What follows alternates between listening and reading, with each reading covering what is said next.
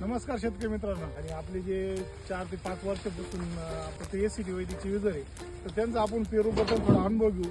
त्यांचा थोडा क्षेत्रात पेरू पण त्यांचे उत्पन्न जर पाहिलं तर एक कमालीचं उत्पन्न निघालेलं आहे आणि रेकॉर्डबेक उत्पन्न निघालेलं आहे. तर त्यांच्याकडून आज आपण त्या पेरूबद्दल माहिती घेणार आहोत. तर नमस्कार. नमस्कार. आता हे पेरू किती आहे तुमच्या टोटल? साधारणतः 20 गुंठे पेरू आहे. 20 गुंठे पेरू आहे ना. आणि किती दिवस झाले तुम्ही लागवड केली? हे साधारणतः 3रं वर्ष आहे. पेरूचे शेवटचा तोडा आहे तुमचा, बरोबर सर? आता आपण जर पाहिलं तर टेलर मध्ये सगळं पेरूचे. बरोबर. तर आज जर पाहायला गेलं तर पेरू शेतकरी पेरू लागवडीला थोडं नापसंती देत आहे, कारण त्याची जे रेट किंवा आळे असेल.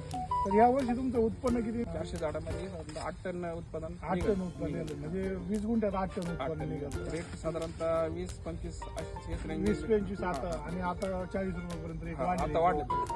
म्हणजे आज जर पाहायला गेलं तर तुमच्या या भागामध्ये पेरू असतील, तुमच्या पेरू आणि त्यांच्या पेरूमध्ये काय बदल आहे? फरक आहे. त्याला चकाकी किती पण क्षमता जास्त आहे आणि लॉंग रोडला जातो. किती माल काढलेला आहे तुम्ही? आज साधारणतः 50 कॅरेट निघले. 50 कॅरेट. धन्यवाद.